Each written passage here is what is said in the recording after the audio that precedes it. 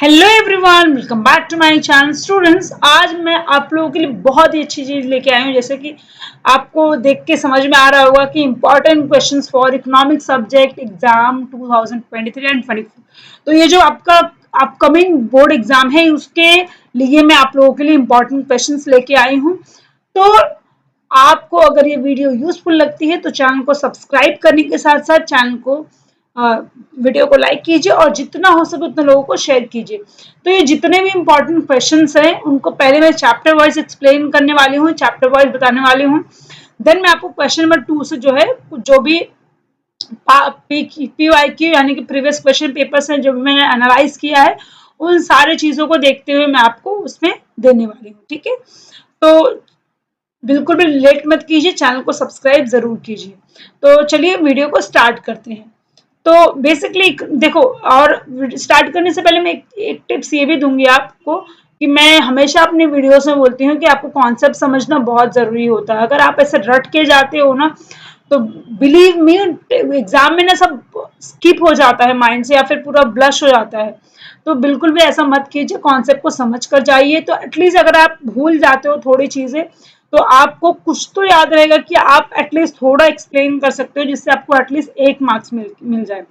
और most important tips ये है कि कभी भी पेपर को खाली नहीं छोड़ना चाहिए, एटलीस्ट कुछ तो लिख के, लेकिन गाना मत लिखो, बस इतनी इस बात है। ठीक है, चलिए स्टार्ट करते हैं। चैप्टर नंबर 1 से पहले हम देखेंगे चैप्टर नंबर 10 तक कौन कौन से इंपॉर्टेंट क्वेश्चन है। Then after we will see from question number 2। चलिए स्टार्ट करते हैं। चैप्टर नंबर अगर 1 की बात करते हैं तो क्वेश्चन ऑफ जो चैप्टर नंबर 1 है उसका नाम है introduction to micro and macro economics. उसमें टोटल 4 क्वेश्चंस है। Explain features of micro economics, explain features of macro, explain scope of micro और यहाँ पे importance of micro and macro economics. देखो ये काफी टाइम पूछा भी गया है एग्जाम में, तो ये क्वेश्चन तो आप जरूर करके जाइए। देन यूटिलिटी एनालिसिस में है 4 types of utility, 4 types of features, explain relationship between total utility and marginal utility, explain the law of diminishing marginal utility and its exceptions। देखो स्टूडेंट, जब आपको ये क्वेश्चंस ना लेंदी आंसर्स में आते हैं यानी कि ब्रीफ में आते हैं तो हमेशा अपने आंसर्स को इंट्रोडक्शन या मीनिंग के साथ स्टार्ट कीजिए और देन आपके क्वेश्चंस को एक्सप्लेन कीजिए। जहाँ पे डायग्राम रिक्वायर्ड है वहां पे डायग्राम बनाइए और नीट एंड क्लीन बनाइए। जितना भी आप बनाते हो, जितना भी आपको याद है वो एकदम साफ साफ बनाइए, ऐसा नहीं कि उसमें रंगोली बना दी, बिल्कुल भी। और आंसर का प्रेजेंटेशन बहुत इंपॉर्टेंट होता है। आप किस तरीके से लिख रहे हो, आपका आंसर पैटर्न क्या है, वो भी बहुत इंपॉर्टेंट रोल प्ले करता है। तो इसलिए हमेशा मीनिंग या फिर इंट्रोडक्शन से क्वेश्चन को, आप आंसर्स को स्टार्ट करना है। चैप्टर नंबर 3 की बात कर डिमांड एनालिसिस, तो उसमें टोटल 5 क्वेश्चन है। पहला है law of demand and it's exceptions, दूसरा है explain any 4 features of demand, third है explain the detailed determinants of demand, explain various of demand with the diagram, then changes in demand with the diagram। इसको मैंने बहुत ही अच्छी तरीके से explain किया है, आप जाके मेरे चैनल पे वॉच कर सकते हैं। नेक्स्ट क्वेश्चन आता है 3B, that is elasticity of demand. So explain the concept of price elasticity of demand and its type, दूसरा method of measuring price elasticity of demand and third types of elasticity of demand. देखो ये बताने का मेरा simple सा जो motive है यही है कि क्वेश्चन एग्जाम में पूछा किस तरीके से जाता है। देखो कॉम्बिनेशन है law of supply and exceptions, तो अगर सप्लाई पूछा है लॉ का, फिर उसके साथ आपको एक्सेप्शन दिया जाएगा।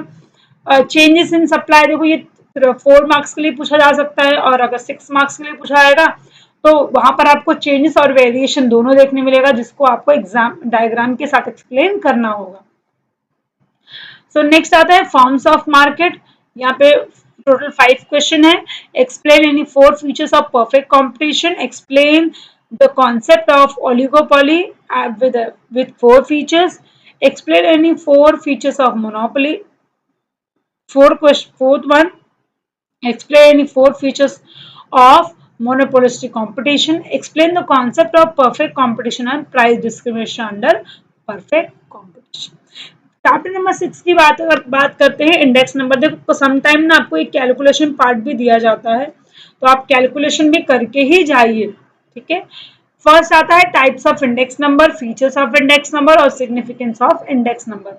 सिग्निफिकेंस की जगह आपको इंपॉर्टेंस भी पूछा जा सकता है, तो don't be afraid for that, आप अच्छे से प्रिपेयर होकर जाइए। नेशनल इनकम की बात करते हैं तो जो बहुत इंपॉर्टेंट क्वेश्चन है, पहला है explain features of national income, फिर सेकंड है थ्योरेटिकल डिफिकल्ट, प्रैक्टिकल डिफिकल्टी, कभी कोई थ्योरेटिकल डिफिकल्टी भी पूछी जाती है।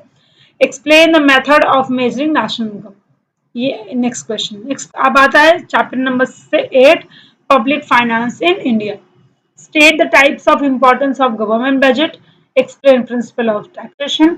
देखो ये जो है ना, ये एकदम ही एक्सेप्शन है, ये अलग है, डिफरेंट है थोड़ा सा, तो कभी कभी शायद नहीं भी पूछा जाता, लेकिन ऑब्जेक्टिव्स में शायद आपको पूछा जा सके, क्योंकि इस बार तो कुछ एक्सक्लूड करके है नहीं, सारी चीजें इंक्लूड है। फिर नेक्स्ट क्वेश्चन आता है explain the non tax source of revenue of the government, जैसे फाइन्स है, पेनाल्टीज है, ये सारे पॉइंट्स यहाँ पर आएंगे। Explain the concept of public revenue and it's source, ये क्वेश्चन है। चैप्टर नंबर 9 की तरफ जाते हैं, money market and capital market. Capital market से आपको स्कैम याद रखना है, शरण मेहता वाला 1992 का। Then first question है explain the role of money market in India, explain the role of Indian capital market, explain the functions of Reserve Bank of India and explain the functions of commercial bank. Chapter number 10 की बात करते हैं, explain the types of foreign trade, explain the meaning of foreign trade and role, and then recent trends in export of India. तो ये थे हमारे chapter wise, जो as per मैंने क्वेश्चन पेपर को एनालाइज करते हुए देखा है कि इस चैप्टर्स में से ये क्वेश्चन ज्यादा ही फ्रिक्वेंटली पूछे जाते हैं। अब हम क्वेश्चन वाइज डिस्कस करेंगे। पहले हम चलते हैं क्वेश्चन नंबर 2 पे। तो क्वेश्चन नंबर 2 में जो है पास पेपर से जो है ये मैंने फाइंड आउट किया है, जो ज्यादा बार पूछे गए हैं। तो बेसिकली क्वेश्चन नंबर 2 जो होता है वो 2 मार्क्स का होता है, और ऐसे आपको 3 क्वेश्चन अटेम्प्ट करने होते हैं, 2 3 6, तो 6 मार्क्स का टोटल ये होता है। पहला क्वेश्चन है Asha collected information about the income if a particular firm individual unit microeconomics. Second आता है Ramesh demand for salt remain unchanged in spite of 10% rise in price. Third question आता है out of 4000 kg of rice the farmer offered to sell 1000 kg of rice in the market at 40 per kg. Fourth, Shobha collected data regarding the money value of all financial goods and services produced in the country for financial year 2019-20. Fifth, poor person wants to buy a car. Ashok paid the tax on his income and property. Lucid deposited a lump sum amount of 1 lakh in the Bank of India for the period of 1 year. क्या हो जाएगा आपका fix deposit हो जाएगा, क्योंकि ये 1 साल का यहाँ पे टाइम लिमिट दिया हुआ है। एंड एक वर्ड और हाईलाइटेड है यहाँ पे लमसम अमाउंट, तो इसीलिए यहाँ पे ये हो जाएगा फिक्स डिपॉजिट। नेक्स्ट आता है हमारा England imported cotton from India में readymade garment from it and sold them, ये क्या हो जाएगा इंटरपोर्ट ट्रेड हो जाएगा। तो ऐसे आपको टोटल 6 मार्क्स के आएंगे क्वेश्चन नंबर 2। तो ये 8 क्वेश्चन काफी इंपॉर्टेंट है और काफी रिपीटेडली वे में पूछे गए हैं पास प्रीवियस पेपर्स में। चलते हैं क्वेश्चन नंबर 2B में, जो कि पूछा जाता है डिस्टिंग्विश बिटवीन के लिए stock supply, simple index number, weightage index number, total revenue, marginal revenue, price index number, quantity index number, internal depth, external depth, relative elastic demand, relatively inelastic demand, direct tax, indirect tax, total cost, marginal cost, public finance, private finance, internal trade, international trade, perfect competition and monopolistic competition. तो ये थे हमारे total 11 distinguish between, जो कि 6 marks के लिए पूछे जाते हैं और एनी 3 लिखना होता है आपको, मतलब यानी कि टोटल पर्टिकुलर क्वेश्चन जो होता है वो होता है 2 मार्क्स का। और जैसा कि मैंने आपको यहाँ पे नहीं बताया, तो सबसे पहले आपको क्वेश्चंस, आपको जो पॉइंट है उसको आइडेंटिफाई करना होता है ना, आइडेंटिफाई करके फिर नीचे लिखना होता है कॉन्सेप्ट, फिर कॉन्सेप्ट के आगे आइडेंटिफाई करके आप आंसर लिखोगे, उसके नीचे उसका एक्सप्लेनेशन लिखोगे, ठीक है। तब आ जाके आपका 1 मार्क्स जो होता है वो आइडेंटिफाई के लिए होता है, 1 मार्क्स जो होता है आपका एक्सप्लेन करने के लिए होता है। वैसे ही आपको डिस्टिंग्विश में try to write at least 3 to 4 points अगर आपको आता है तो, फिर अगर नहीं भी आता है तो टोटल 2 मार्क्स जो है वो 2 पॉइंट जो है वो इनफ है, लेकिन आप ट्राई करो कि आप एटलीस्ट 4 पॉइंट्स जो है वो लिख पाओ। नेक्स्ट क्वेश्चन आता है क्वेश्चन नंबर 3, जो पूछा जाता है टोटल एनी, देखो यहाँ पे भी आपको एनी 3 लिखना होता है और टोटल 12 मार्क्स के लिए पूछा जाता है, यानी कि एक पर क्वेश्चन जो है वो 4 मार्क्स का होता है। तो 4 मार्क्स का 1 क्वेश्चन यानी 4 3 12, तो ऐसे आपको 4 क्वेश्चन। अब हम बात करते हैं कितने, ये जो क्वेश्चन मैं बता रही हूँ इनके हर पॉइंट, जैसे अभी स्कोप ऑफ माइक्रो इकोनॉमिक्स पूछा है या स्कोप ऑफ मैक्रो पूछा है, तो या फीचर्स ऑफ मोनोपोली पूछी है, तो एटलीस्ट आप 6 पॉइंट्स तो लिखिए।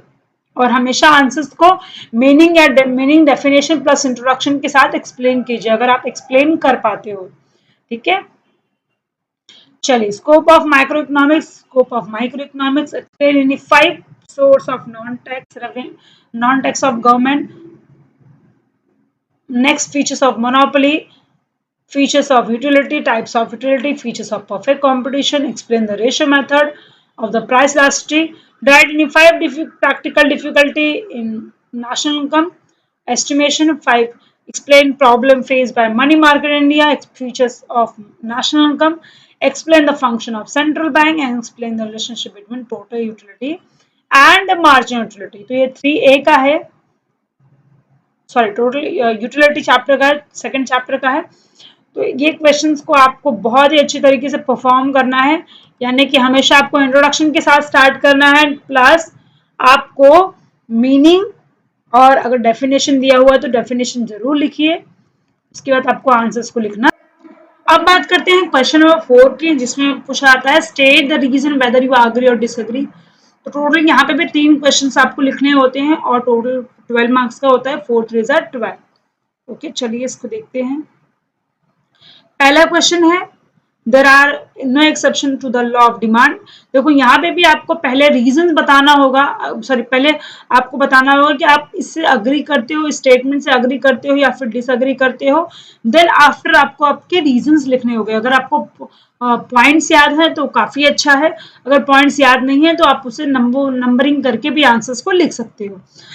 फर्स्ट सेकंड है there is no exception to the law of diminishing marginal utility, there is no exceptions to the law of supply, price is the only determinants of demand, balance of trade and balance of payment are different two concept। जैसे अब यहाँ ये concept क्या है, अलग है, दोनों एक दूसरे से अलग है। तो यहाँ पे लिखिए I agree with the statement और नीचे आपको रीजंस लिखने हैं। ठीक है, बैलेंस ऑफ पेमेंट को लिखना है फर्स्ट पैरा में, दूसरे पैरा में लिखना है बैलेंस ऑफ पेमेंट को। there are no theoretical difficulty measuring of national income, यहाँ पे आपको डिसएग्री लिखना है, फिर नीचे आपको रीजंस देने हैं। ठीक है, और जो भी थ्योरेटिकल डिफिकल्टी है उसको 1 by 1 2 3 4 एटलीस्ट 4 पॉइंट्स तो या 6 पॉइंट्स तो लिखना ही है। 7 आता है number, next number can be constructed without a base year and the supply curve of labour is backward bending. ठीक है, ये हो गया क्वेश्चन नंबर 4 जो कि 12 मार्क्स के लिए पूछा जाता है। अब क्वेश्चन नंबर 6 की बात करते हैं। यहाँ पे क्वेश्चन नंबर 6 है ये, जो ब्रीफ में पूछा जाता है और हमेशा यूनिट 2 लिखना होता है आपको। टोटल 16 मार्क्स के लिए होता है, यानी कि एक क्वेश्चन कितने मार्क्स का हो जाएगा, 8 मार्क्स का। ठीक है, so first question what is the law of demand and explain it's assumption exceptions. अब देखो अब क्वेश्चन किस तरीके से पूछा गया है, define the law of diminishing marginal utility and explain it's assumption and exceptions. What is the law of supply? Explain its assumption exceptions. Explain the types of price elasticity of demand. Explain the method of measuring the price elasticity of demand. Explain the source of public revenue. Explain various reasons for growth of public expenditure and explain the income and expenditure method of measuring national income। तो ये थे important questions जो कि previous question paper से मैंने find out किया है। तो आपको ये वीडियो कैसा लगा मुझे बताएं कमेंट बॉक्स में, और अगर आपको कोई डाउट है या क्वेरी है तो आप मुझे कमेंट बॉक्स में पूछ सकते हैं रिगार्डिंग इकोनॉमिक्स। ठीक है, और जितना हो सके उतना लोगों को शेयर कीजिए। और मेरी पर्सनल, मैंने तो इम्पोर्टेंट दिया है, बट मेरा पर्सनल व्यू ये है कि आप कभी भी 100% इम्पॉर्टेंट क्वेश्चन पे बेस्ड ऑन मत होइए, कभी भी कुछ भी हो सकता है। और दूसरी चीज मैं ये कहूंगी कि आपको अगर अच्छा स्कोर करना है तो आप अपने टेक्स्ट बुक को चार्ट जाइए से मतलब है मेरा टेक्स्ट बुक के एक्सरसाइज को इतनी बार सॉल्व कर लीजिए कि आपको एक और एक हर एक क्वेश्चन याद हो जाए।